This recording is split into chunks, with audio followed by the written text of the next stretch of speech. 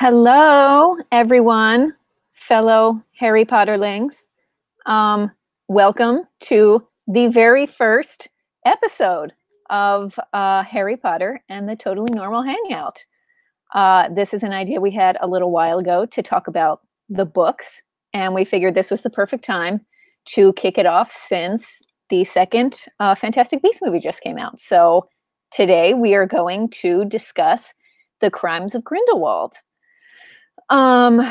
We are going to start out by just introducing ourselves, what our Hogwarts house is, what we're drinking today. And if you, as you're watching, if you want to follow along with us and ask questions or make comments on some of the stuff we say, you can, if you're on Twitter, you can use the hashtag TNTalksHP, or there is the chat in the Hangout on YouTube. So you can do that, and we'll be following along with those, and we will get to those as they come up. So I will start with introductions, but I will say before we start, if you read the post that I wrote announcing this, you might remember that ordinarily there's going to be 5 of us. Our lovely podcast editor, Zanib, is going to do it with us, but she has actually not been able to see the movie yet. But we wanted to do this as quickly as possible because it just came out. So she will be with us next time when we start talking about the books. So I am Jamie. I am a Ravenclaw. And today, Hedwig and I are just drinking some tea, but in our Harry Potter mug. So it's, you know, thematic. And I have some vegetarian compliant toaster pastries. So that's, you know, it's going to be a fun time today. All right. Laura, do you want to introduce yourself next? Sure thing. So my name's Laura, and my house is Ravenclaw, and I have this amazing Ravenclaw shirt that I'm wearing. Thank you, Emily. And tonight, in honor of Drinksgiving, I am double fisting it. So in one glass will be my scotch in my World's End scotch drinking fancy cup. I'm sure it has an actual name. I don't know what it is. This is what we're dealing with. In the other hand is my seltzer water from Polar. It's their new limited edition winter flavor. It's called Hibiscus Cloudberry. I also don't know what that is supposed to taste like, and I can't honestly tell you what it does taste like. It's good. Get it. Polar didn't sponsor this, but they should. Emily, how about you? My name's Emily, and I'm a Ravenclaw, and I am drinking in my butterbeer mug direct from Universal Studios Harry Potter World that I went to with Lorena. I'm drinking spiced cider, and I have my wand and my Ravenclaw sweater. So I'm a Ravenclaw representing tonight. So that's what I'm doing. I'm gonna throw this over to you, Lorena. Thanks, Sam. I'm Lorena, as mentioned, and I am the lone Slytherin of this group of Ravenclaws. I have my Slytherin Quidditch sweater on and my Triwizard cup, you know, because I'm a champion. That's what we do in Slytherin. We win. I have my wand as well. And I am drinking out of my Slytherin pint glass, which is difficult to see. Beer, as usual. So that's what's happening for me. And I'm excited to talk about main characters who are Slytherins. Yes. All right. So overall, we're just going to first talk about whether we liked it or not, you know, in a general capacity. And then we'll get into more specifics. We're going to talk about some of the biggest things we were surprised by, some of our favorite parts, maybe some parts we didn't like so much, how things are going to fit into the larger Harry Potter universe, and predictions for the next ones, because we all know that there was quite a bit that was, you know, left unanswered in this one. So I can start. Overall, I can't say that I disliked it because there were some moments that I really did love, especially like some character moments, especially. But as a whole, I do think it was a little bit of a mess, just kind of overstuffed with things. It felt very apparent to me in this one, where it did not in the last one, that J.K. Rowling usually writes novels because there was just so much information that would make sense for a novel, but that just felt like way too much here. And it almost felt like the original design of this was like, we're going to do this as a season on Netflix. And then at the last minute, they decided they were not going to do that. And then just took a bunch of bits that were going to be in like individual episodes and just threw it all into one movie. And that was at times kind of difficult to follow. So anyone else who wants to go? I can jump in next. Okay. Yeah, I agree with you on it being a lot of stuff. And overall, it was weird. I like almost had two experiences of the film. One that I like really enjoyed because I got to be with these characters again, and there was just that magical world, full immersion, just like beautiful attention to details, the set design, the costumes, like all of the weird creatures you get, and just like small environmental things that they have this massive team working on, and they just really nailed it. And it was beautiful, and so many fun little effects, and I was just fully immersed in the world, and I love that. That's one of my favorite things about the Harry Potter world. But then the story was just too much. It was too many things for that amount of like background detail.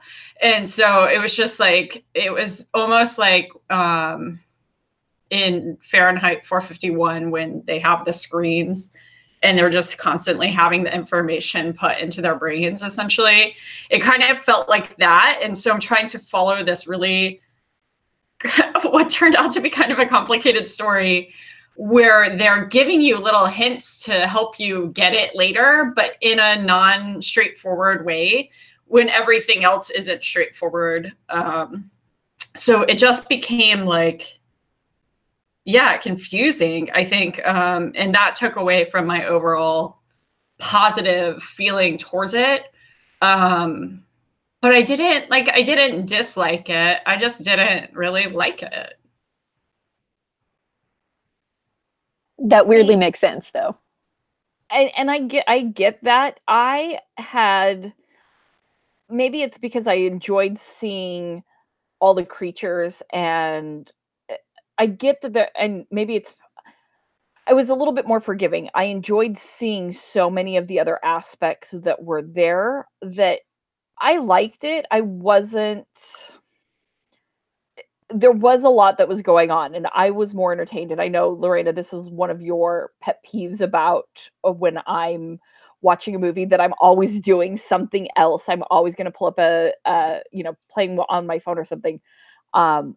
There was enough going on. Yes, there were some things that were a little bit confusing to follow, but I was engaged enough that I was following everything. And so maybe it was like enough for my ADD brain to follow, that I enjoyed it. And I was like, oh, what's that shiny? Oh, okay, what's over here? And I was able to follow enough of it. So I was good with that. So I don't know. I loved seeing the creatures. So, seeing all of that part come to life, like the Thestrals and the Kelpie and all of those things. So, I really loved seeing all of that sort of thing. So I liked it. I didn't hate it. So. I liked this film. I thought it was a good movie in the sense of the set design, the clothes that everyone was wearing. Everything. It was a very pretty movie. And that made it really enjoyable to watch. Emily, I'm a lot like you. I am always on my phone doing about 14 different things at once while watching a movie, and it drives my husband insane. So this movie is the same for me. It was enough to keep me, it was enough to keep my attention, which is good for my ADD brain as well. But the thing that I think with this movie is that I didn't love it, and I think that I will come to like it a whole lot more once the next movie comes out. That will make this movie far more enjoyable. I think that it's just one of those, like, I just have so many questions and I want to know so much more about what was happening that I didn't get from here, and I need to know about more of the relationships and the things that we saw happening with those relationships. And I need to know more about, why certain things happened the way they did. And I don't know, this movie made me very confused at times, and that made me really angry because I'm not trying to pay movie theater prices to be confused. I don't actually need that. If I want to be confused, I'll just go drive around DC for a while because this was very confusing. So, but that's where I'm at with all of it. So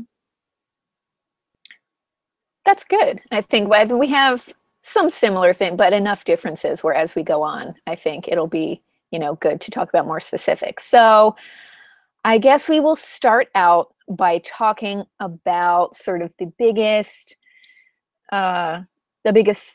shocks or the biggest surprises and really get into those. And we really have two main ones that all of us are kind of in the same boat about. So we will just get right to those and hash it out.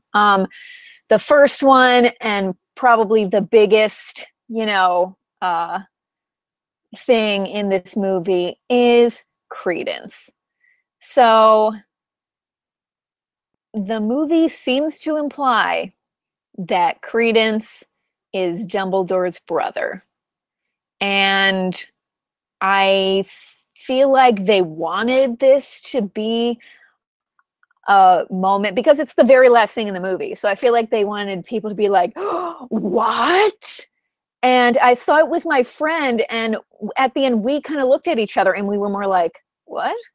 Like, it just, because based on everything we know so far, it does not seem possible that he could be Dumbledore's brother. So, I mean, yeah. I have some stuff. I can start throwing some dates out there. Yeah, because I do have them pulled up. But even dates aside, their dad's in Azkaban. So I don't know, like, is this the child of a Dementor? I mean, well, right. So happening. So Dumbledore, because I am looking Credence's birth date. I'm looking on the Harry Potter wiki because I do not have a copy of the script book that went out for this. I don't know if you guys have it or not, but according to the script book, he was born in 1901 because people are basing that on the scene where they're on that ship. And in the script book, it says that ship goes out in 1901. Apparently, Credence's adoption certificate gives the date November 9th, 1904. But even let's say it's 1901 to make him as old as he could possibly be. Dumbledore's mother is dead by then because she gets killed in an accident with Ariana. We think she was an obscurial and, exploded and it killed her mother. So, and that was in around 1899, I think. Yeah, Dumbledore was born in 1881. Okay. Right. So by 1901, Dumbledore's mother is dead. So you're looking at just the dad now. Who's in Azkaban? He is in Azkaban because when Ariana was sick, she was attacked by Muggle boys. He went after them. And so he was in Azkaban. So you are looking at him either, like you said, having a baby with someone in Azkaban, which, no. Or he somehow escapes from Azkaban, which I feel like he could not have done that knowingly, because when Sirius escapes from Azkaban, it's like a big fucking deal, because they're like, oh my God, we did not think this was possible. Right. And the only other way, and we would have heard about it at that point if they knew that someone else had escaped at some point. So, and the only other way we've ever seen anyone escape from Azkaban is in Goblet of Fire, when Barty Crouch Jr. escaped because he switched places with his mother. But you are now looking at like a very specific and rare instance that someone can escape from Azkaban, and now that will have happened twice. And I just don't see that as being plausible. So then could Albus or Aberforth be a father to Credence? And that was my theory, is Aberforth the father? Or because if they're supposed to be the relationship between, hinting at Dumbledore's sexuality and the relationship between him and Grindelwald, is Aberforth the father? So, known mostly for loving goats. That's right. And I mean, yes, there's a 20-year age difference, give or take, between Albus and Credence. Is that what that's plausible, but I don't know. I just think Grindelwald's lying. Right. Right. Of the options we are presented, seemingly incredibly implausible circumstance, or that this person who we already know is a terrible person is a liar.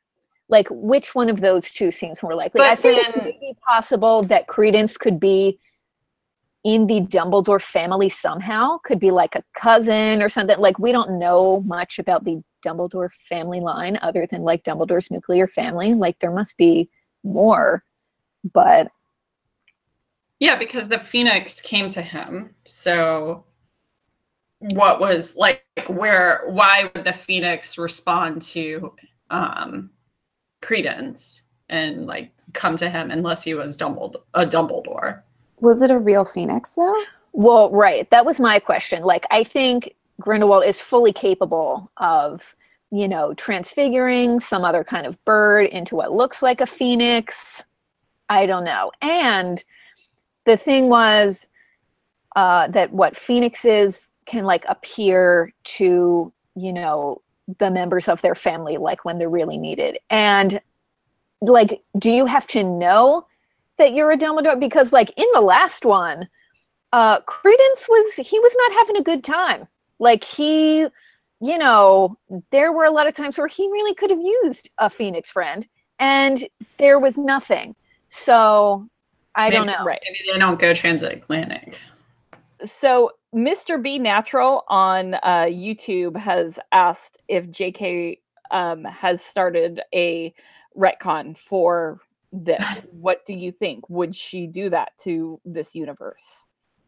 I think she very well could have at this point, because we also see McGonagall as a fully grown adult and a teacher at Hogwarts in the 19 teens, because it's when like Newt is young and at school. And up until this point, we did not think she should even be born yet. Yeah. Just based on a couple of comments, like I think people kind of reverse engineered her birth year, because in Order of the Phoenix, Umbridge asks her like how long she's been teaching there, and I forget, she says how long she's 56. been teaching there. Okay. So, and she had a job at the ministry a couple years before that, and that was right out of Hogwarts and blah, blah, blah. But so essentially it was around 1935 that people were putting her birth date. Maybe you can give or take a few years in either direction, for whatever reason, if she had a little gap in between her ministry job and Hogwarts, like who knows. But that's a big difference between like around 1935 for her to be an adult woman in Hogwarts when Newt is a student there. So I mean, J.K. Rowling may very well be just kind of doing things that are, that work for this story at this point. Can we talk really quickly? Did any of you think Credence survived the first film? I At all? did.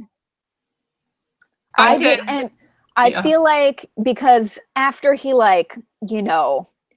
exploded or whatever they call, what happens to an Obscurial, I feel like there was a shot where you could kind of see a little piece sort of floating away. And Newt seemed to see it. Yeah. So I was kind of confused as to why Newt expressed so much shock that Credence that was confused alive. me too, because I had just rewatched the first film before going to see this one, like 2 days before or something, and it like literally edits to his face looking up at the little sliver going away as if it's alive, and then back to the sliver, and then back to him, and then to the full group.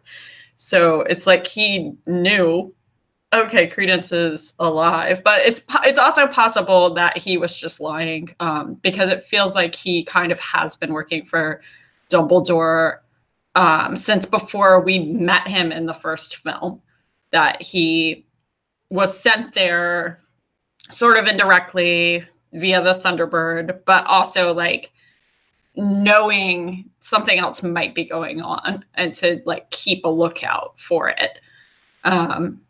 So it felt like Dumbledore had been using Newt. I'm just going to use that word, from before we met Newt in the storyline, and I think he's using his brother too, to be honest.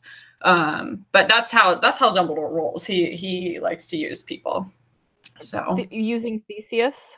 Yeah, to beat Grindelwald. Do we think Dumbledore knows that? I mean, like, let's assume that J.K. Rowling is just doing away with the previously established timeline, and Credence is actually Dumbledore's brother.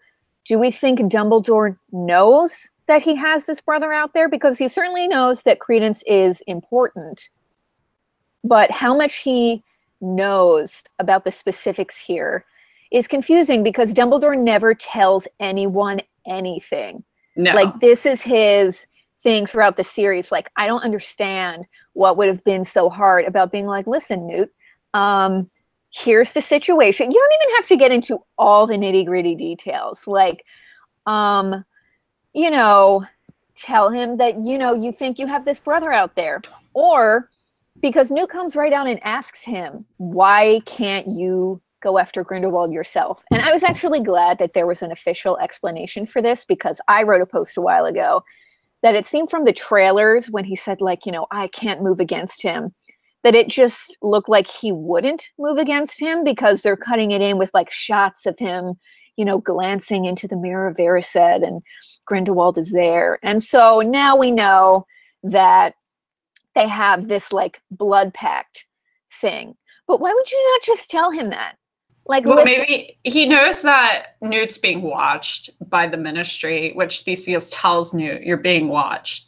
So I think you have to put yourself into like that almost like McCarthyism era of like Cold War era. Like, everyone is watching everyone, and you're going to be like the next victim if you don't follow the process. So he doesn't want to endanger Newt, perhaps, or he knows Newt's not strong enough at occlumency that Grindelwald will know that Newt knows and will then further protect the blood pact from him. Because that's true.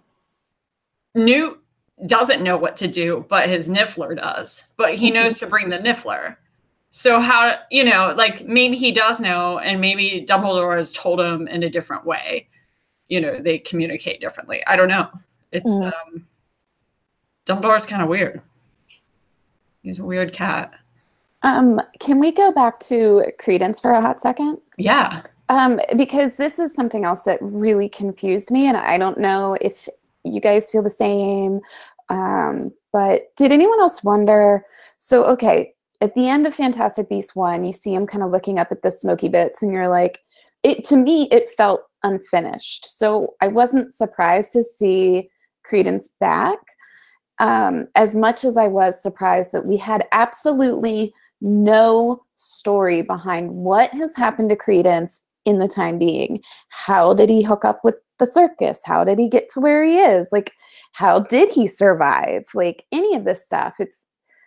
I don't know. And Credence seemed to me to be such a shunted character in Fantastic Beasts 1. And in this one, he was not. And I don't know if that was kind of like Nagini's working there, like helping him become his own person and not this like sheltered little guy who's been abused his entire life. But I don't know. It really, really bothered me. And I don't know if it's just a part that maybe I missed. Maybe they explained that when I had to get up and go to the bathroom and I totally missed it. But I don't know. What did you guys think on that? Did you catch anything maybe there that I didn't? You didn't miss it. Okay. I didn't pee at all. So Okay. I saw everything, and they didn't. It was like, you need to go to the circus and check this dude out. And then Tina was at the circus. Like, that was basically the explanation of where Credence has been. He's been in the circus, and then the circus master told Tina he's looking for his mom. Like, he's looking for a family. They all think that they can go home. But why on earth would he? I guess he had the adoption papers, but I didn't think. Yeah, I guess he did. So that must have been it. So that's the detail. He had the adoption papers that said Irma was his mother, Irma the half elf or whatever she was. And so that's why he knew to go to her. And so I guess he was just trying to get a free-ish ride to Paris. And so maybe that was it. But it didn't feel like the circus was like American. It felt like it was European. So to me, that's a little like, how did he get over to start with? That wasn't explained. Yeah, that really irritated me. Like, I feel like I liked Newt a lot in this movie, and we'll talk about that more in a little bit, but I feel like instead of following Newt around, we should just be following Credence around, because he is super interesting and his backstory looks really cool. And it would be a much different story, but without changing anything major. You know what I mean? Like, you really wouldn't miss out on a whole lot if you weren't following Newt. You would gain a whole lot if you were following Credence. So maybe they just need to completely shift perspectives, is what I'm thinking. I disagree. I was going to say, you don't like that idea. I don't like Credence at all. I think he's a boring character. I love Ezra Miller, but I find Credence, or whatever his new name is, just not interesting at all. He's just like someone trying to figure out their identity, which seems like the most tropey, boring thing ever. And I feel like Newt is such a different character than we typically get in a protagonist. I'd much rather stay with him. And Credence, to me, doesn't have anything to offer that we haven't seen already in Harry Potter. So, like, orphan, abused, weird angsty teenage boy. Like, yeah, historical events occurring around your like childbirth. Like, don't know who your parents are. It seems like too similar to that. To that story, and he's not like Harry, but he's just boring to me. I don't know. You guys find Credence boring, or you love Credence like Laura does? I feel like he could be really interesting, but that so far his entire storyline has been he wants to find out his identity, and we're at the end of the second movie now, and we may still not know. Like, you know, if we're under the assumption that Grindelwald is lying in some capacity, which seems likely, he still has no idea who the hell he is. So, I mean, I'm sure now that he thinks he might know who he is, you know, he's going to have maybe a different direction to go in the next ones, but we will have to see on that. But let's talk about our other big thing, which was Queenie. none of us are happy with what happened with Queenie. Her essentially throwing in, you know, her, you know, allegiance to Grindelwald. And I have a theory about this, so we can talk about it. I think there is at least a chance that Queenie is not in control of what she is doing right now, because I'm trying to think. It's hard only seeing this once. So if anyone has seen it more than once, or like has noticed anything and they want to put something in the chat, fine. But when Queenie goes to the ministry to try to find Tina and she's not there, she goes outside, she's all upset, and she's like sitting on a curb crying in the rain. And Grindelwald's the Rosier. What's her name? Rosier. Rosier. Okay. Name. We don't know her first name. All right. And really, who cares? But so she finds Queenie and brings her back to like this sort of safe house that Grindelwald and his followers have set up. And the next time we see her, Rosier and her are just kind of sitting in this little sitting area. And Queenie is drinking tea. And there is, they're doing the little magical teapot deal, and it's being very persistent, you know, trying to get her to drink more tea. And she keeps shoving it away, and it keeps, you know, nudging at her. I don't think she drank any tea. I think she drank some. I got the impression she was saying, no, I don't want any foreign substance coming from this place I don't trust. I think she didn't want any more. I think she drank some. Yeah. I took it as more too. Yeah. I think she drank some. So, and then so Grindelwald comes in a little while later and talks to her, and she's not really having it. But then he just kind of lets her go, which seems strange to me unless he knew that she would at some point be coming back around. Because I think you mentioned in our text, Lorena, something that he's kind of like an arrow from the Twilight things. Like he wants sort of these people with, you know, extra special abilities to be on his side. And I think probably he is good enough at occlumency, and maybe, you know, the people immediately close to him are good enough at occlumency where they could maybe block, you know, that from her so that she could not use her legitimacy to see it. But in the very end, when they're in that arena, there are a lot of people there. And it seems unlikely to me that she would not have been able to pick up on some what were probably very nasty thoughts from a lot of those people. And because I was wondering, why is she not picking up on this? Like, she can do legitimacy. Like, she should know that this is a bad idea. And she apparently did not. So it would make a little more sense if she were not in control of herself, why she might do that. And it seemed like a nice dramatic irony moment to me that the movie starts out where she has put Jacob under a spell that kind of takes away his free will, which is not cool, by the way. That was not okay. But for then at the end of the movie, for her to be in that same situation, she has been, you know, bewitched in some capacity so that she is maybe not in total control of what she is doing right now. I have a theory. So let me really quickly. Robin on the YouTube chat has said Queenie is undercover and thinks that she is a plant from the ministry going to work for Grindelwald. That's my theory. That's my theory. Okay, sorry. Robin, we get you. Yeah, Robin, we're on the same page, Laura Robin. and Lorena are going to talk about your theory now. Carry on. Yeah, that's where I was thinking, because when they showed up and Jacob was under that charm, that to me was like, whoa, this is really not cool. And it's, to me, seemed out of character for her from the first movie. And yeah, we didn't really get too much Queenie in the first movie, but she just seems so sweet and not the type that would put someone that she loves under a charm like that.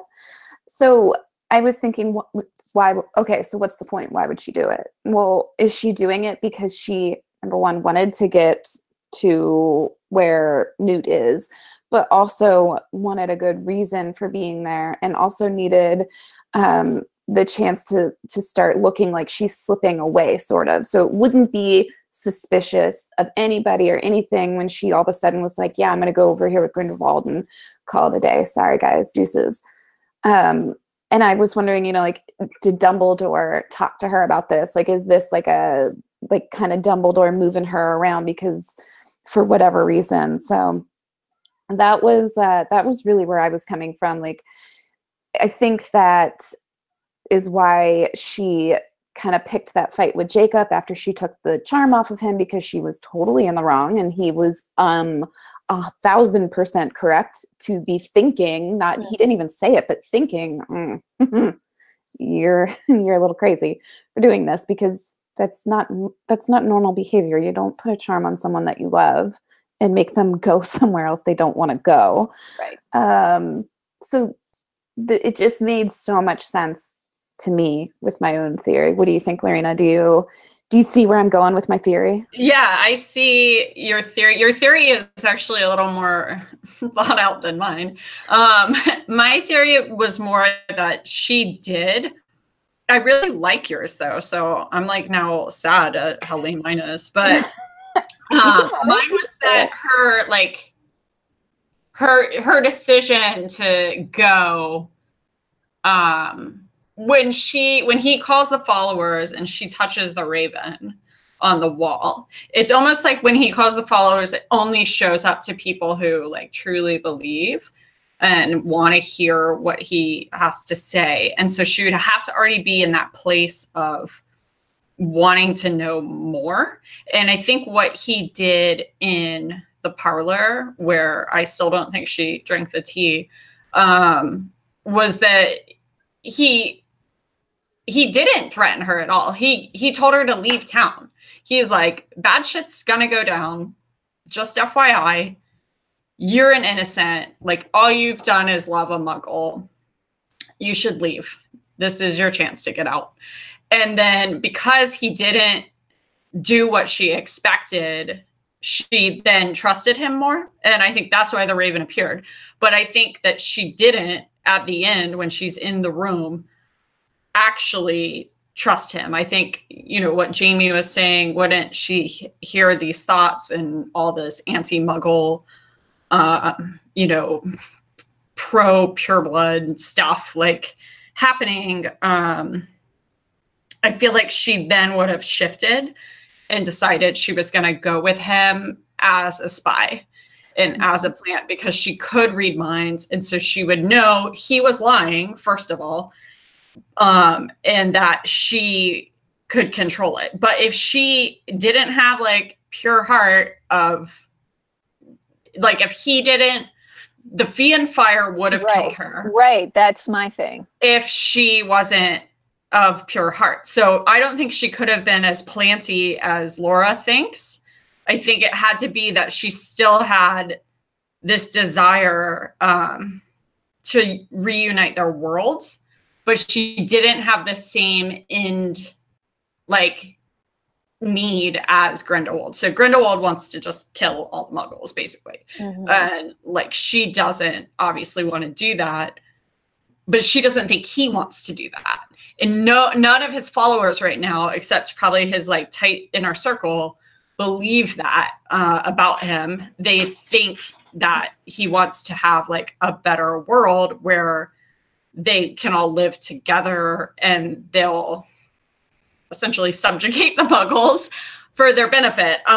You know, which I guess if you're a pureblood wizard, that's how you feel. But how he's presented to them, and I guess this was my other shock, so I'll just fly into it. Yeah. How he presented to them was so like morally seductive. I don't think you could sit there and see these prophecies of war, this atomic bomb you've never seen before, like nothing like that exists yet.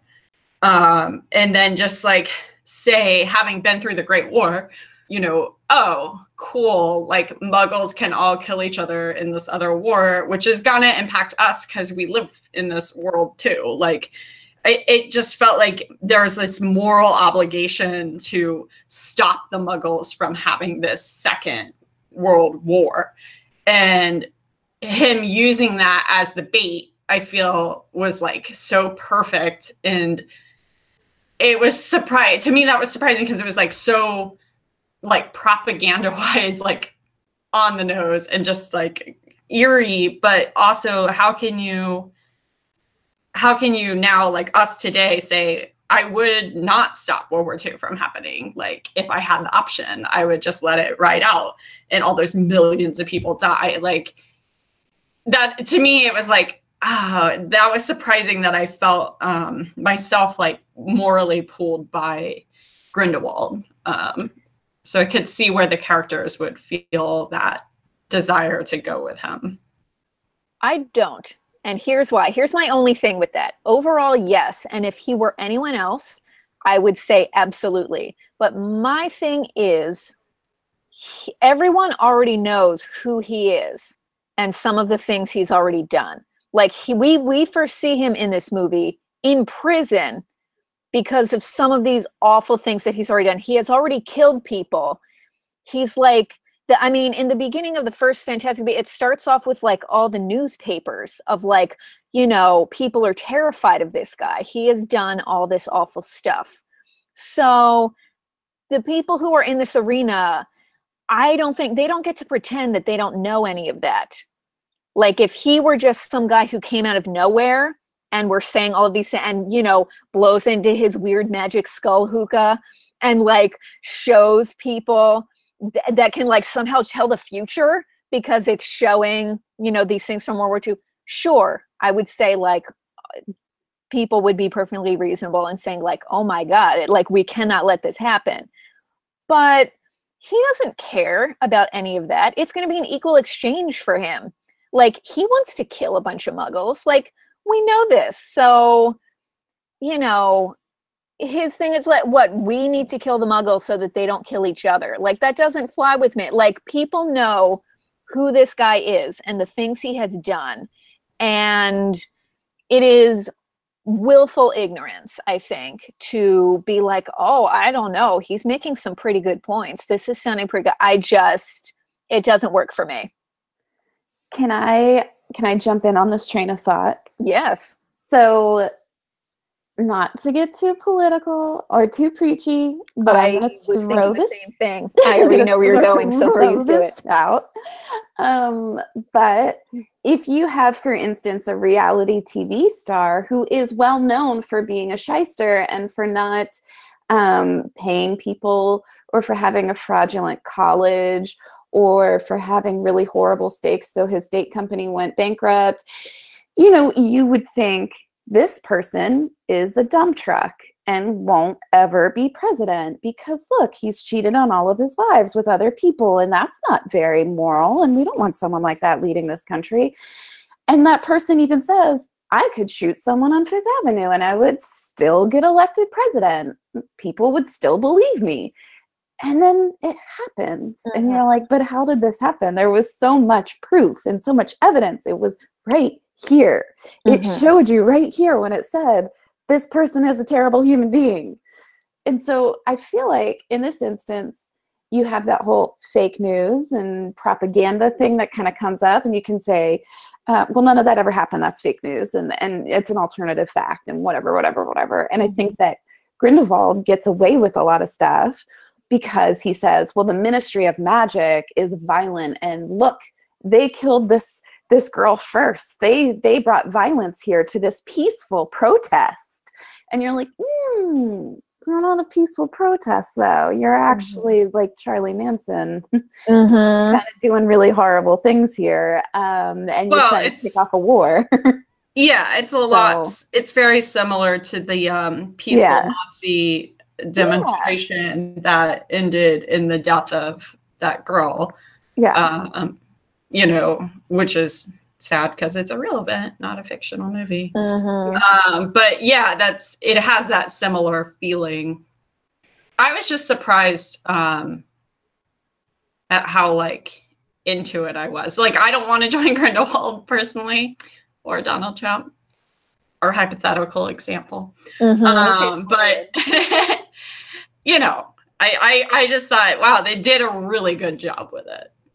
Right, they did. And it's not that I don't see why people in general would not be, you know, because as we know, many people do, you know, find that kind of thing alluring. But my thing is just,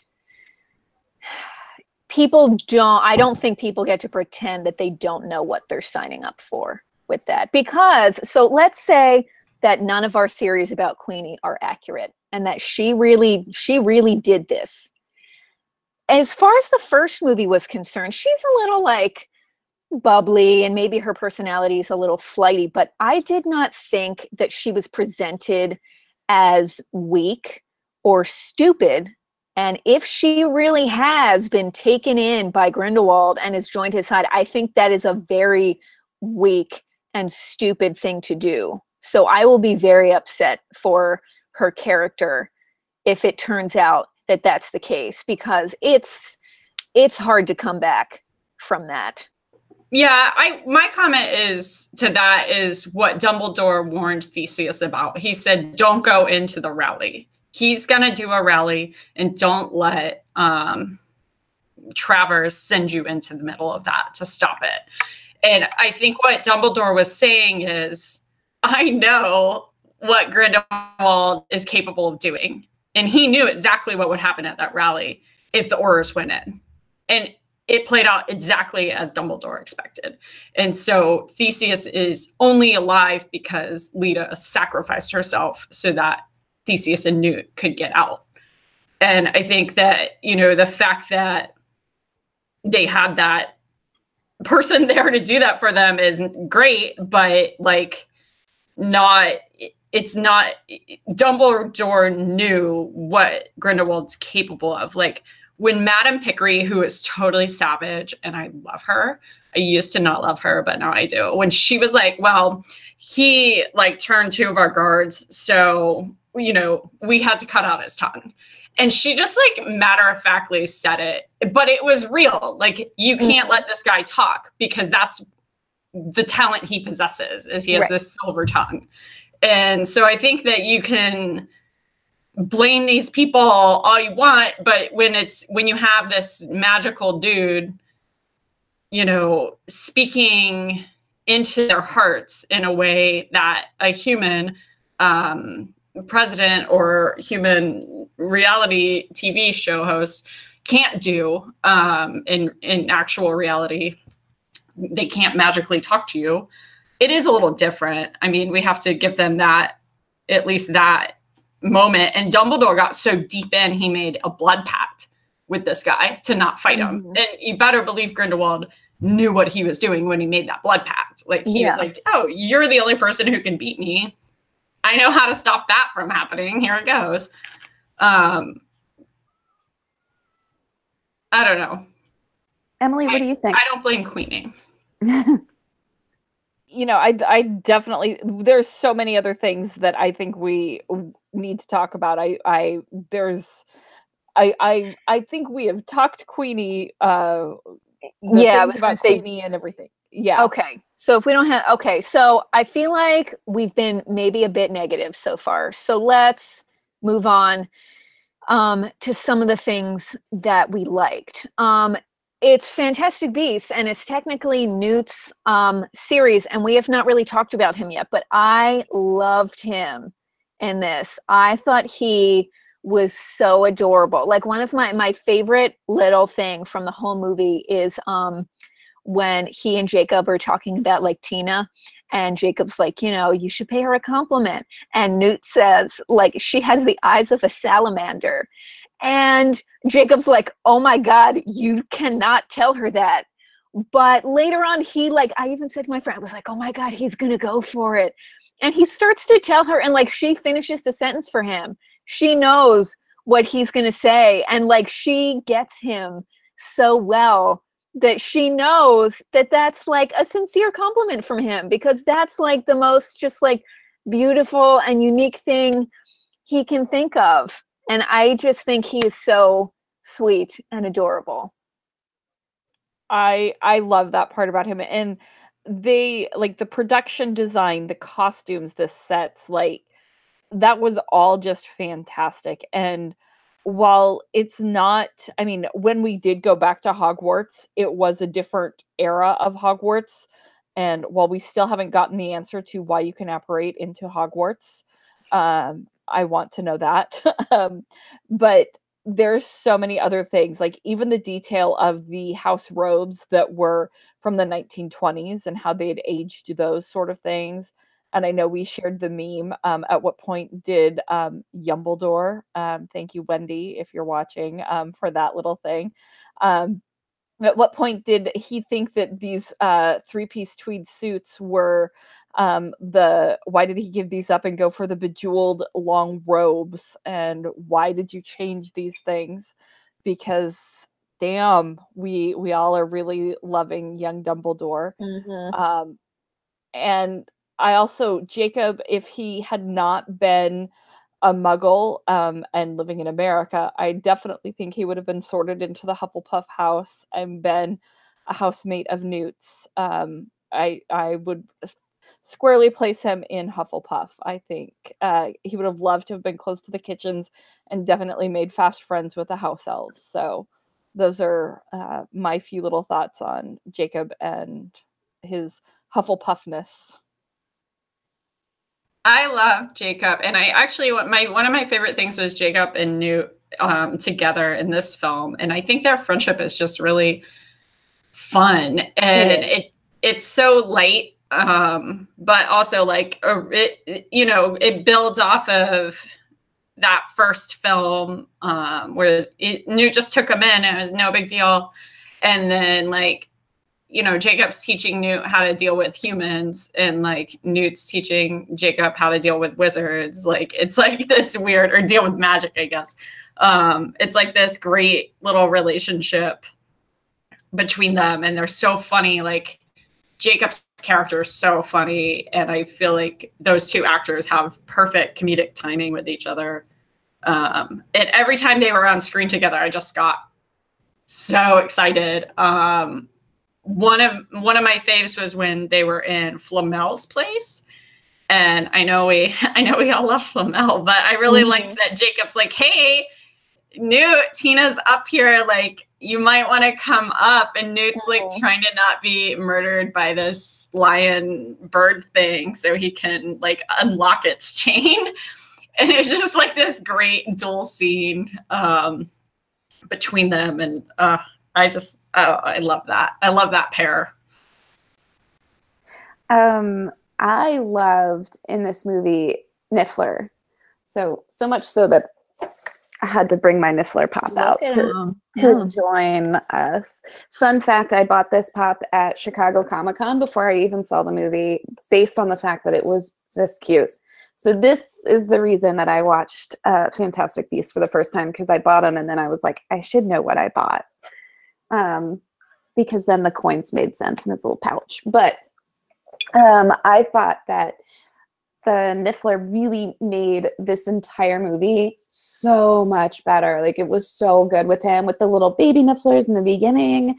And then when Newt and Niffler get to the street where the circus was. Oh, and by the way, shout out to the Weeping Angel style statue they had going on there that was letting people in. I was like, oh, I see you.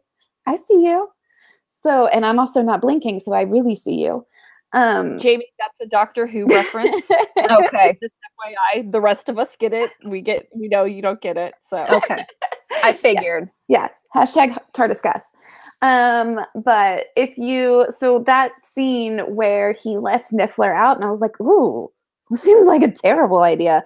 And then all of the gold stuff starts floating around and everything. That was such a cool scene. And it was one of my very favorites in the entire movie. Pretty much any scene that has Jacob in it is going to be one of my favorites because he's such a great character. And the guy who plays Jacob is such an amazing actor. He's great. Yeah. Yeah. So for me, that was like, that's always going to be a good part for me. But, and then of course, looking at Dumbledore was just really nice. But the whole scene there and them figuring things out and then finding, what was that kitty cat's name with like this kind of fishy tail? What was that thing? I don't even remember what that was called. Yeah. But that kitty with the little stick. Yes. Oh my God, it was so cute. I know. This is why I love Newt. Like, he had that thing ready to go. Yeah. Like, he was ready for it. Yes. It was. And I love they cut to Tina and she's just like, oh. Right. That's what I'm saying. Him. Like, this is my Newt and he's back. Right. Why can't I be with him? I hate Lita. Like, she didn't know yet the truth. No. Which seems dumb to me. That's a dumb mistake for that stupid newspaper to make, because at this point we know that both Theseus and Newt are well known, because Theseus is supposed to be like some war hero and Newt has published the book and is like all famous now. So come on, they need someone should have caught that. A name for himself at the Ministry. So I mean, they should have caught that. It's the Daily Prophet, guys. They let Rita Skeeter write for them. That's true. That's true. That's true. I guess it's like the TMZ of the wizarding world. Of the wizarding. No, that's Witch Weekly. Oh, right. So I just want to make sure we touch on two things. I'm putting them out there to make sure we don't forget them. We need to talk about Lita, which I know we're probably going to go into, but we also need to make sure we touch on Nagini. So can we do Lita? Because she was one of my things I liked. Okay. Yes. Go for it. As a proud Slytherin, I was just very pleased that we got Lita. And I remember in the trailer being like, when they have the Boggart scene and me being like, oh, that girl must be Lita behind Newt, and everyone else was like, no. And I'm like, Lita Lestrange is in Slytherin. Like, there's no way that's not her. Come on. And then obviously it was. And I just thought she had such a tragic, like, life. And it was just so beautifully told. And I thought her friendship with Newt was just so perfect. It was, I just loved that she had, like, she was just really mean, but knew it. And it was because of how horrible her upbringing was. I just found her so fascinating. I was super sad. We don't get to like kind of have her come into like a self-redemption, beyond, the self-sacrifice she does. But I just thought it was just so, I don't know, so nice. And then at the very end, when she like looks back how they edited it, it's like she's saying, I love you to Newt, not to Theseus.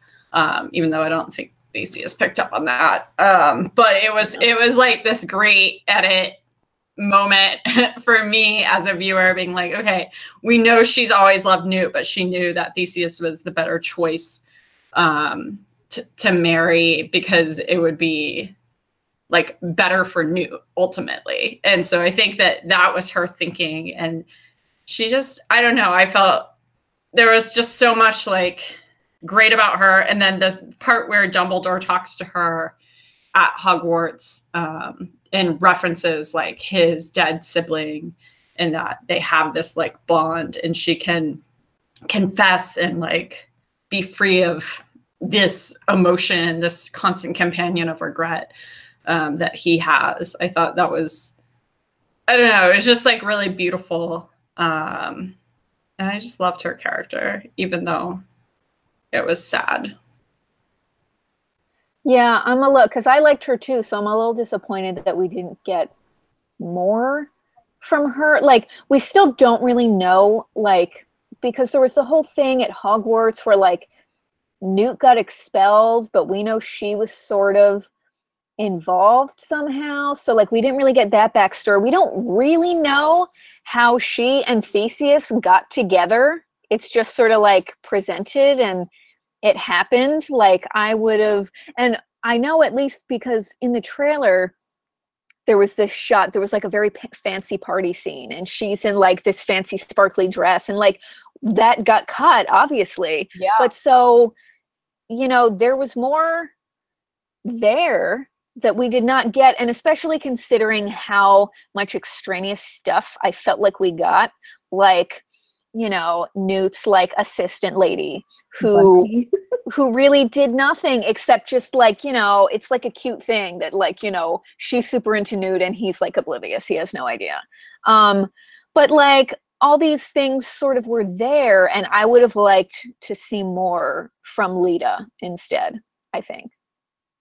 Well, I agree with that, especially about Bunty, who I felt sexually harassed Newt. And I did feel like his reaction was not one of obliviousness, but of distaste. But also like Yusuf having this eye parasite. Why? Right. What did that have to do with anything? That was 3 minutes of the film that had no purpose. And then it just like literally disappeared. We never saw it again. And there was no consequence of that. So why was that even in there? It's as if it was like this other element and they were like, well, but we already shot all that, so let's just leave it. Right. Whatever. Like at first I thought it was going to be like that thing was like controlling him. Yeah. Somehow. Like So once it was gone, he was going to be like different, but it literally got removed and like everything was exactly the same. Yeah. And then the other issue, I mean, I loved Lita, her whole purpose in the film was extraneous. It was the whole thing about her family line was a red herring. So for that to be at least a quarter of the film, if not a third of the film, as far as like the function of the plot, like trying to figure out Credence's identity and like all these random Lestranges and commas running around saying, oh, I know this truth, or I need to prove it, or whatever. I felt like, why did we have to go through all of that and learn all of that when we could have learned, you know, why she got with Theseus, or why, you know, but maybe that will be in the future. We'll get like more backstory on that and that party scene. So, like the party scene, one of the other things that was in the trailer was the Lestrange family tree that was like all written on, I'm going to call it a subway tunnel or something. It was all like in chalk on the ceiling, and everybody paused that and zoomed in trying to get what was the Lestrange family tree. Right, to analyze that. Well, that was when Tina got locked up underground. Right. It was on the ceiling, like they cut to that there, but it was such a big deal in the trailer, and then they changed it to be something in this book or some, you know, whatever. But there were so many other things. Like there was a part in the trailer where Credence and Nagini were on the roof somewhere, and then he holds out his hand, and the Obscurus comes out of his hand, and he reveals himself to her or something. And so there were so many parts in the trailer that we just never got to see. And it's like, okay, did you cut this from parts 2 and parts 3? So I don't know. There's so many other things that I don't think so, because I think she just finished writing part 3, which is supposed to possibly set in Brazil. Yes, this one's supposed to be in Rio. Wow. Okay.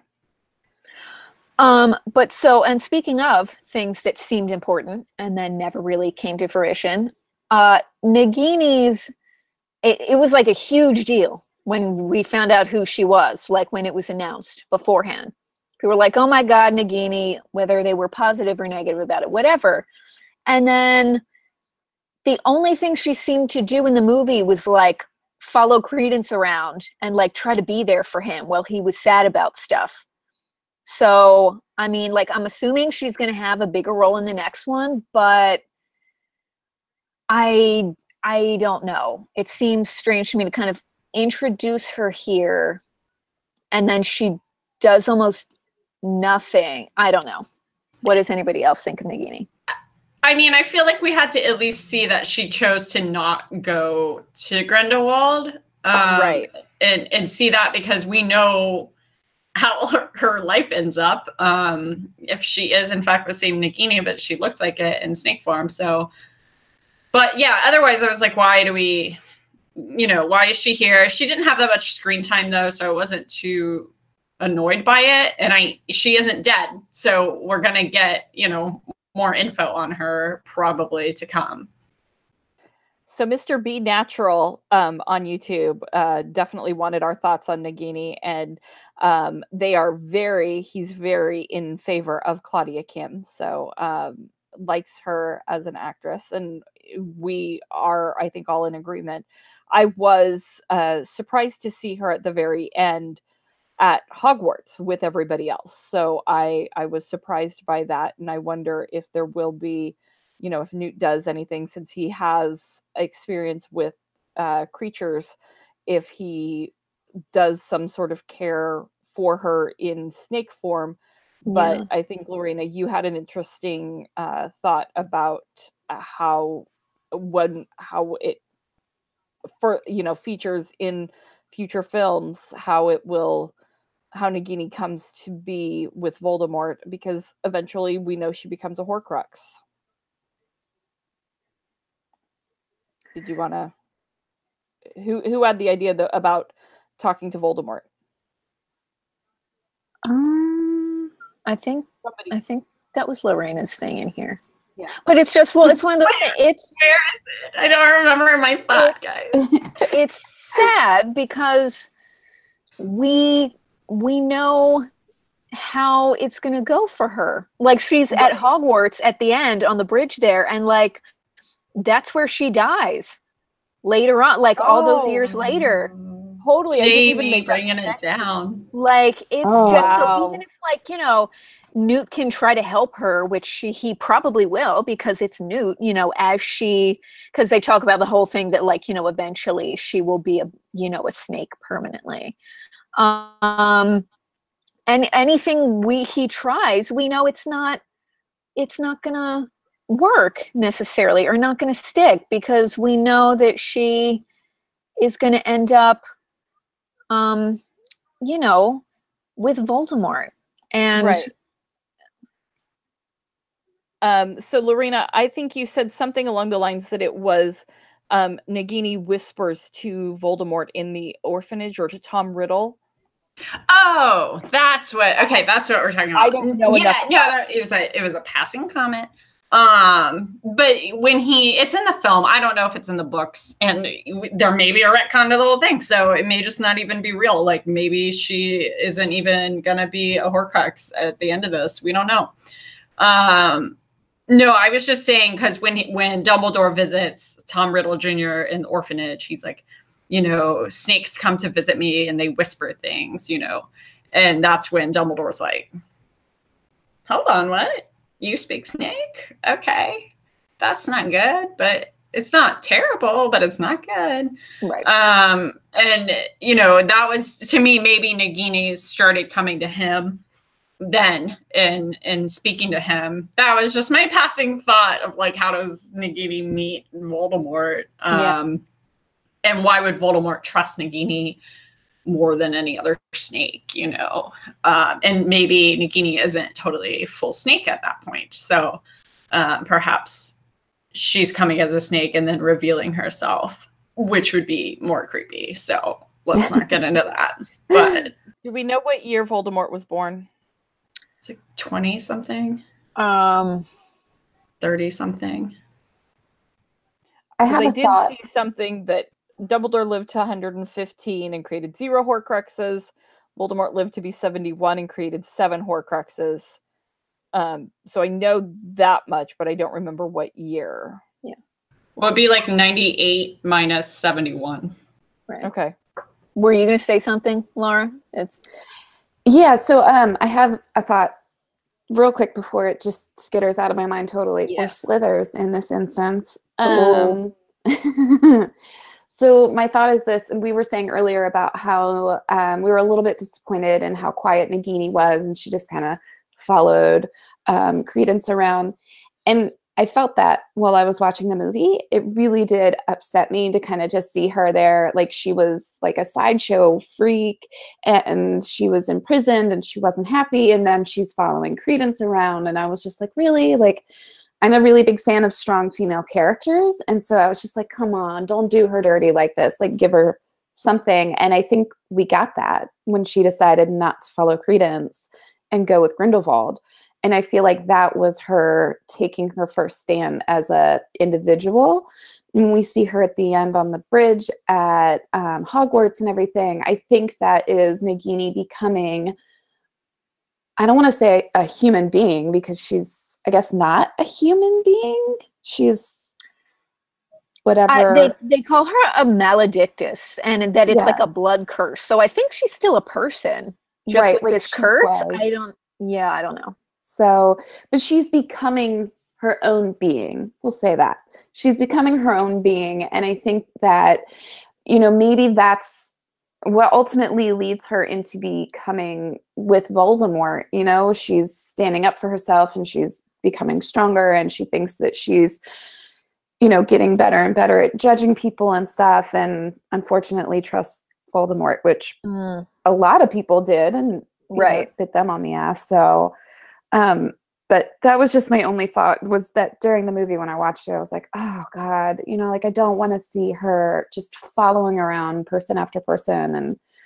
And she ultimately didn't at the end. And I think that was a really, really hard choice for her. So I hope that, you know, I hope in the end that a magical fairy comes down from the sky and is able to separate her from the blood curse and she can go on and live to a happy life. But it's, you know, a Harry Potter type movie, so it's probably not going to happen. Yeah. So maybe she'll marry a Longbottom.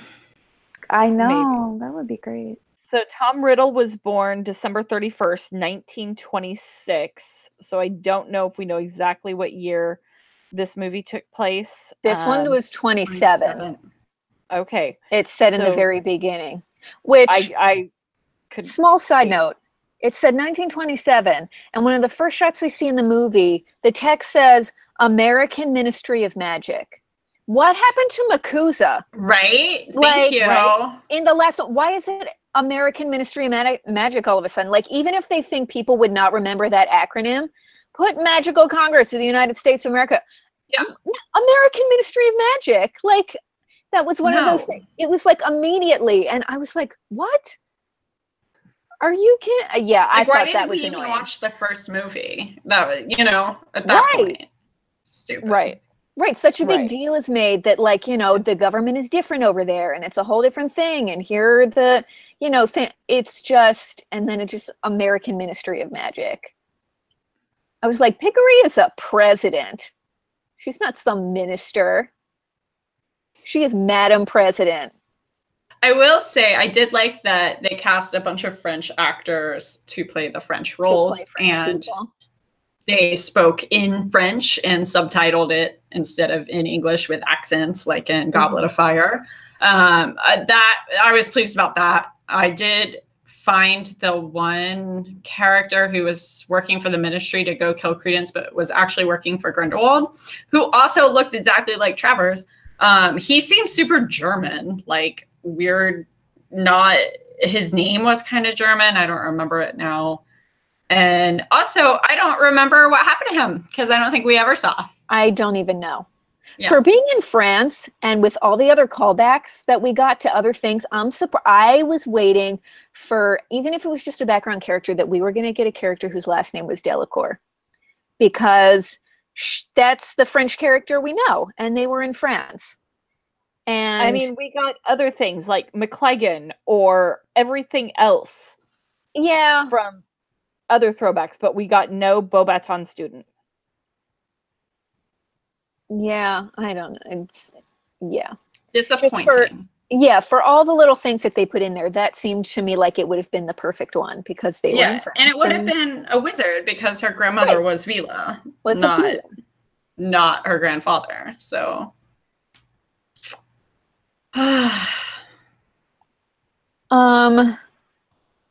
so we kind of talked about this because we talked about Newt, but I think Newt and Tina are super sweet.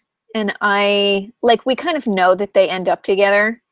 Like, we know that. So, but I feel like we did not get a ton of time with them together in this one. Like, I liked them, but I would have liked more of them together, because I thought that scene where they were in the ministry and they're like in that records hall with all the floating things and stuff was so adorable, and just a very good like snapshot like into the future of like what their life is going to be like, where it's just, you know, he's not really sure how to, you know, say what he wants to say, but like she already knows because she gets him.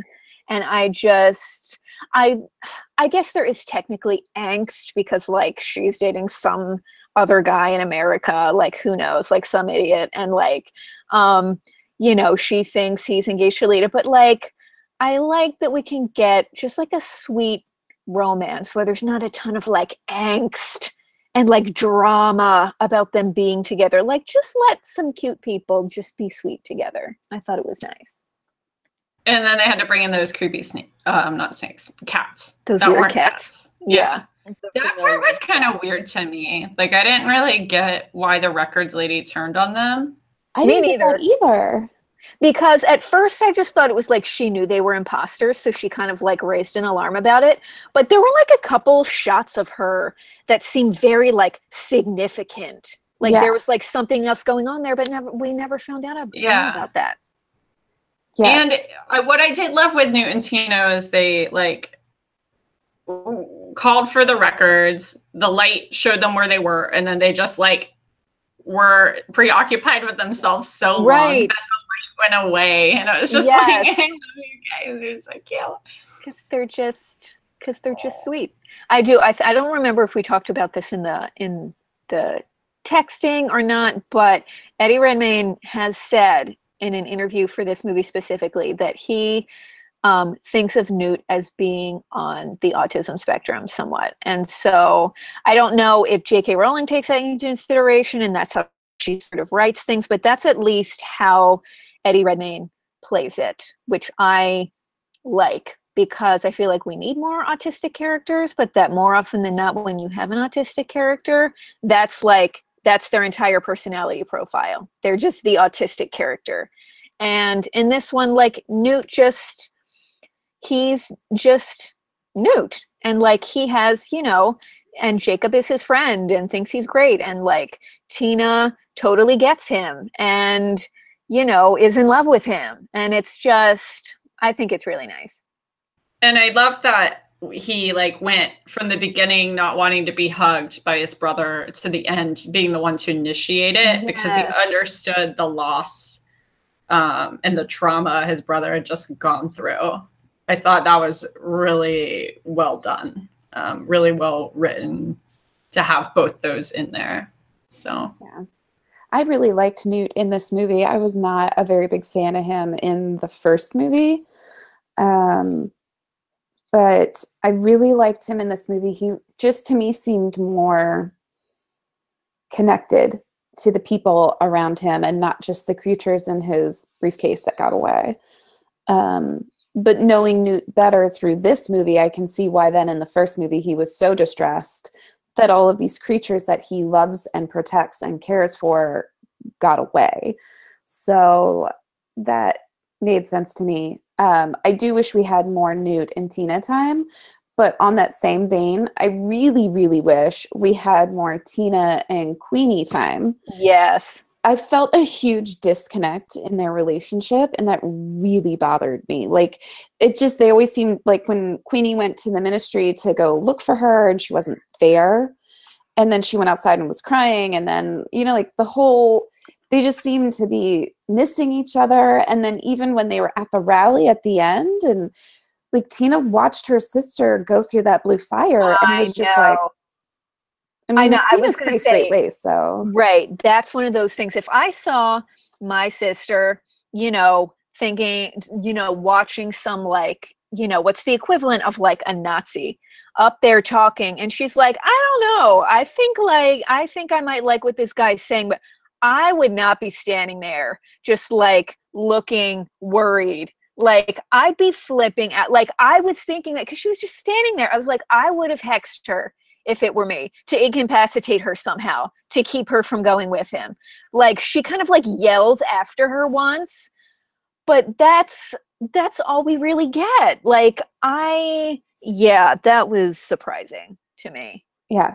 It just was so weird. There actually seemed almost to be a physical barrier between them and their relationship. So I don't know if I feel like, and maybe I'm wrong here, didn't Queenie allude to the fact that they kind of had a falling out while still in New York, maybe? I think so, because she wanted to marry Jacob. Right. And Tina wasn't all on board with that because it wasn't cool, basically. Right. Mm-hmm. So unless Queenie kind of downplayed the falling out that they had, it just, to me, it didn't seem like it was that big of a deal that if you saw your sister buying into as Jamie said, like an almost Nazi type person's rhetoric, that you wouldn't do everything in your power to try to reach to them and get them back. Like, I don't know, that just really bothered me. They had such a close relationship in the first movie, and this one it was like, right, they lived together, and it was the whole that like their parents died young, so they essentially grew up together. Yeah, and we see Theseus. Oh, sorry, no, Emily. Well, I want to revisit Queenie because I'm going to throw something out there, and Lorena, from some writing a little bit more about the unforgivable curses. Is Queenie under a curse? Is that curious? Well, yes, that was my sort of theory. That's what Jamie thinks. Her drinking the tea. Like, I think there is at least a possibility that she is not in control of herself at this point. But I don't think the tea would have done it, right? Wouldn't it? It would have been when Grindelwald came in and was talking to her. Either way, yeah. He would have had to cast it then silently. Okay, I missed that. Sorry, I might have been reading the YouTube comments at that point. So sorry. Oh, we didn't talk about it. So. Yeah.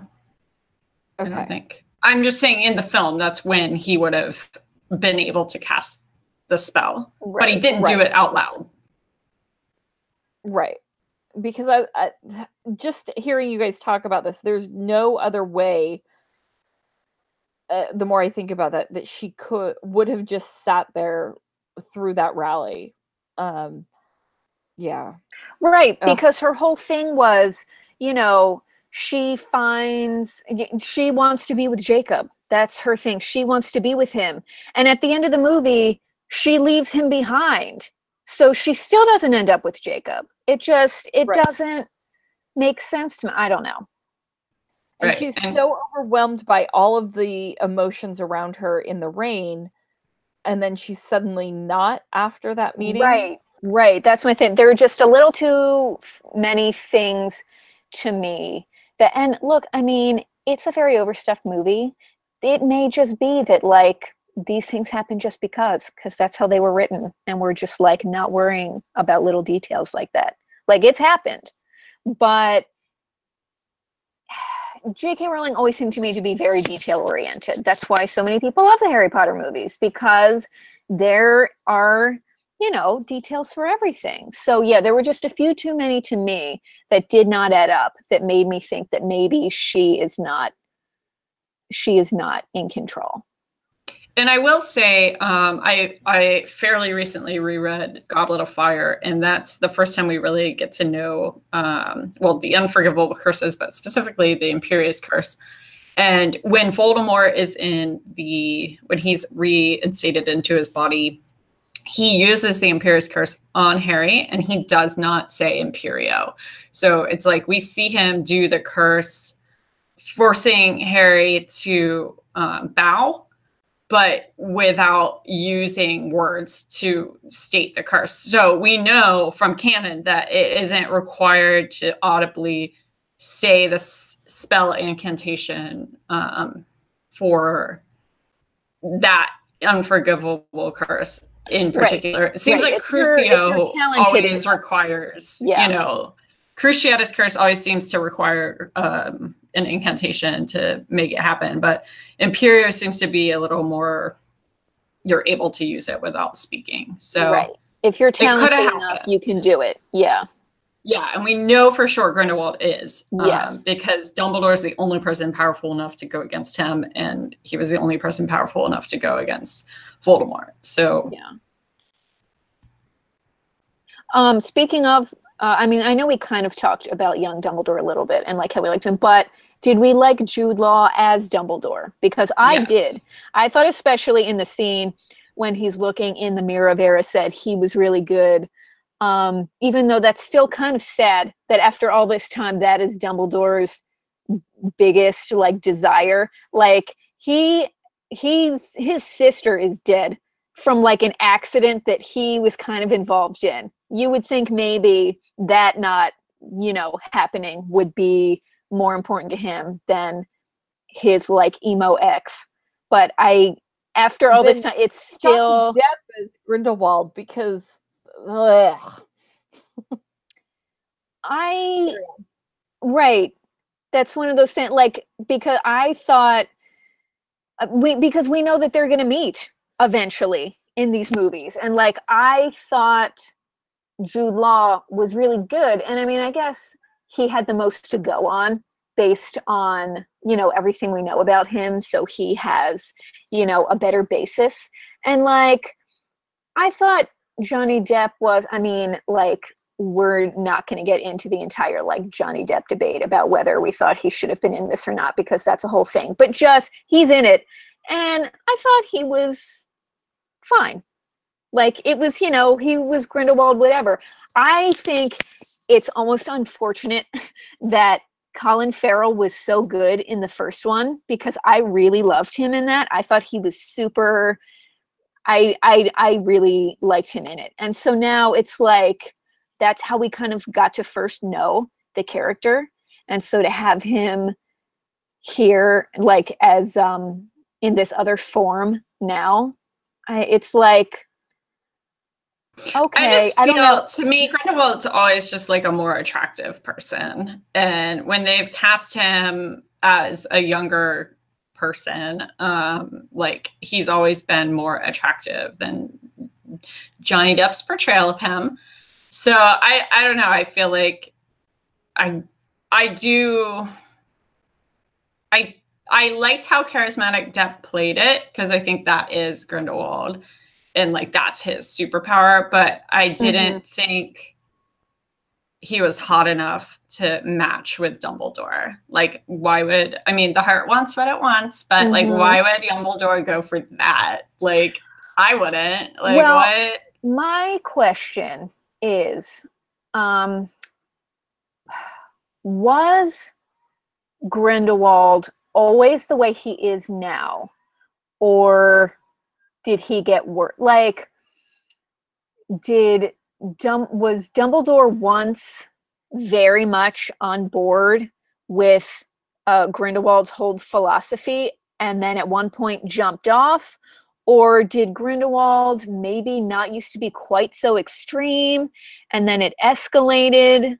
Like, I feel like they kind of maybe started to touch on that in the book somewhere, and I don't remember. Yeah, in Rita Skeeter's biography, The Life and Lies of Albus Dumbledore, they definitely dive real deep into that. I haven't read it in a long time, so I'm not going to quote things, but I did recently read about the sister Ariana, and they talk about it in that. And so basically when Grindelwald moves to live with his great aunt in Godric's Hollow, that's when he meets Dumbledore, who lives like next door or down the road or whatever. And they start hanging out all the time. Like, they are BFF, and they start forming these big plans. They're going to go travel the world together. And this idea for the greater good comes into play. And so they actually form the idea together. And it isn't originally like all Grindelwald's idea. It's like this dual concept they have. And they want it for different reasons. Like, they're obsessed with the Deathly Hallows for different reasons. But they both are. And then as Dumbledore realizes, like, oh, you are evil, And your version of this is different than mine. He doesn't want to admit it to himself because he's in love with him. So it's like this, they fall apart after Ariana's killed, I guess. But they have like, Dumbledore's still like hung up on him. Which is sad. Come on, man. I mean, think you're being really harsh, Jamie. I am, and I don't care. And it was his first sorry. love. When Grindelwald has killed people yet. Now he can be over it. But when he was 22, he killed people before. Like, not when he was super young, but at this point, he has legit killed people. Sure. Like, but he's not in love with him anymore. But he still sees him in the mirror, though. What? Remember, he stole the Elder Wand when he was really young from Ollivander. You've got those other things. But he couldn't possess the Elder Wand in full because he stole it. He didn't kill someone for it. And he didn't steal it from Ollivander. He stole it from Grigorvich. But that's who I meant. The wand maker. Remember. But no, I think that he sees him in the mirror, not because he's in love with him still, and that's what would make him the most happy. I think he sees them making the blood pact, in that he wishes that this person was someone he didn't have to fight. And that's what I think he's really seeing in the mirror. Think that? Like, you should want to fight him. No, like, he wishes that he hadn't become this terrible person. So what the version of his happiness is that Grindelwald never became what he is. That's his version. That's his mirror of desire backwards. Yours. I guess. That's my take. So you can disagree. It's okay. I still think it's a bit much. Like, it's been a long time, man. You need to. I mean, everyone talks about how, like, the wizarding world is so small and, like, how does anybody have a job? They need to add, like, psychiatrists to the magical world because Dumbledore needs one. They need the opposite of an Amortentia potion for Dumbledore. Yeah. I will say there's one thing I loved about when they were showing young Grindelwald is they brought back Jamie Campbell Bower. So they kept that continuity. So I loved that they kept that continuity. By the way, though, what's up with the eye? Because I'm pretty sure when Jamie Campbell Bower was in Deathly Hallows, both of his eyes were normal. Is that like some weird glass eye? Like a different version of what Mad Eye has? That has not been explained. It made me think of the eye from Thor, when Thor gets a fake eye. Yeah. It's very, I don't know. It's weird. It's creepy weird, like robotically weird. I don't get it. It's not explained. It's not like he was born with it, and it doesn't look natural, like a natural eye. But then his eyelash is like all white, as if he has like albino eye. Because who said they just watched Fantastic Beasts? When he transforms from Colin Farrell into Johnny Depp, does he have the weird eye then? Yes, he does have it? Okay. Yeah. Because I could not remember. He's consistent movie to movie, but it's not consistent back to Jamie Campbell Bower version. And apparently they cast also the guy who is like the King of France in Rain, that show Rain. Oh, I didn't as Grindelwald. So I thought that was hilarious because he really looks like Jamie Campbell Bower when you see them side by side. Yeah, I don't know. Maybe we'll get the backstory in the eye. I feel like we're going to get more backstory between Dumbledore and Grindelwald. Right. And I think we have to get more backstory on the Dumbledore that Credence is supposed to be. Right. For it to make, for the audience to buy it. I hope they're giving us that. And maybe that's what we're going to learn in Brazil. Right. Yeah, I was going to say more movies. Right, yeah. So real quick, because we'll have to wrap this up at some point. But I'm guessing in the next one, we know they're going to go to Rio. How do you say the school? Castle Bruxo, I think. Castello Bruxo. Castello Who knows? Bruxo. Like, what do we think might be in Rio that they are cultural going there appropriation? I Sorry. mean, I'm assuming there's going to be at least a couple more beasts there, you know, Yeah. because Newt will be there and Newt needs the beasts. I mean, I don't know if we know enough at this point to know what they could possibly be looking for or after. I mean, like maybe it's one of those things like Grindelwald will need to, he goes to Rio for some reason. And so they follow him there because they're trying to like get Queenie back, or, you know, they found out what happened with Greedence and they know they need to find him. I don't know. Or they're just going to introduce 20 new characters and a lot of plot lines that will go nowhere. I hope next time they need to pare it down.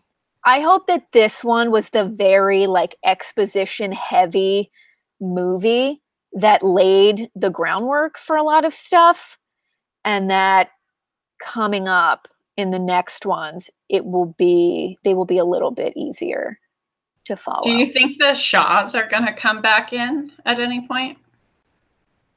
Who? The What? Shaws, the Muggle villains, Nomad villains from the first film? I doubt it. I don't think so. I hope Yeah. not. Yeah.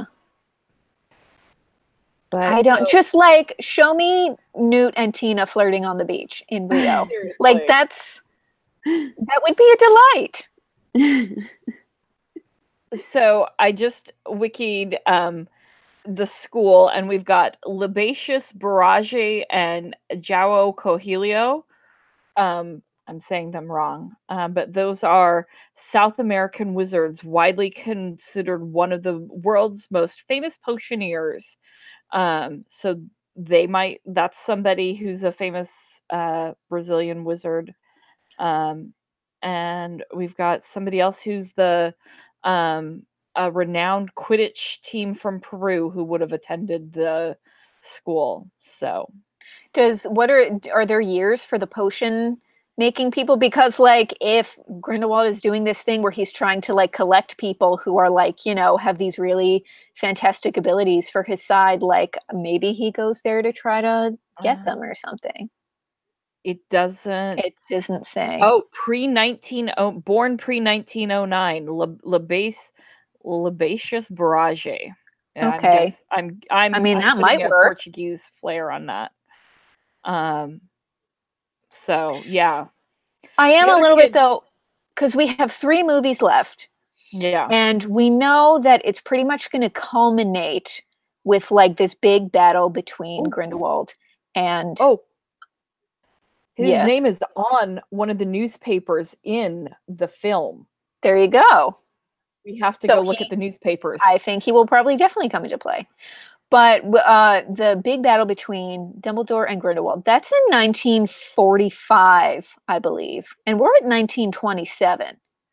Like, if that is in fact where these things are going to end, which people are kind of predicting is the case, that's a lot of time to cover in the next 3 movies.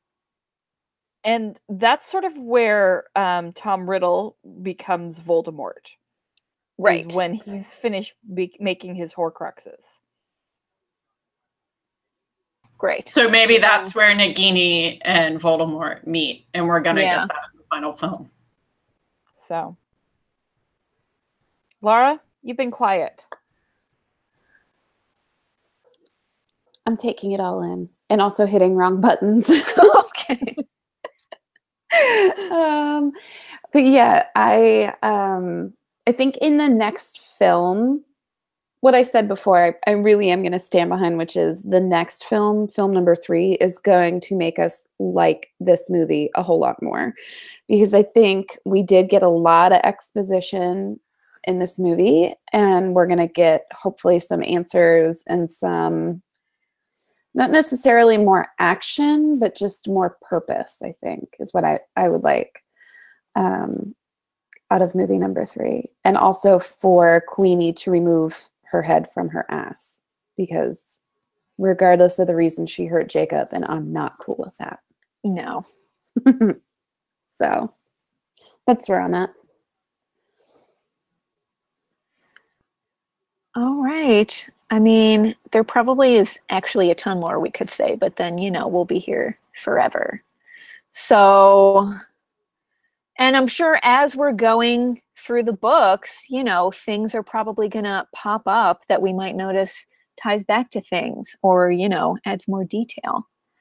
So we'll see as we start to go through. We are going to do these normally on Thursdays. It will be every other Thursday, but obviously this week, tomorrow is Thanksgiving here in America. And we're going to do it every 2 weeks, though, to kind of give people some time to read. So our next one is going to be Thursday, December 6th. And we are going to do it a couple chunks of chapters at a time. So we're going to do the first 5 chapters of Sorcerer's Stone, which we actually saw in this. We got that fun little look at the Sorcerer's Stone at Nicholas Flammel's place. I thought that was a super fun little callback. I let out a little like, oh, there it is. So, yeah. Which the first 5 chapters, that takes us, that's the Diagon Alley chapter in Sorcerer's Stone. So, you know, we're already getting right into it, and there's going to be a ton to say. So if you've been thinking about doing a reread, which I kind of had been, so it's a good thing we're doing this, you can kind of read along and check it out while we're doing it. And, you know, we'll put this on our iTunes channel as a podcast also, like we always do with these. So, yeah. All right, guys. This was fun. Yeah. Thanks Lots of so much fun. for joining us, everybody. Yes. See you on December 6th. Knox. Yes. Good Accio night, Podcast. everybody. Bye.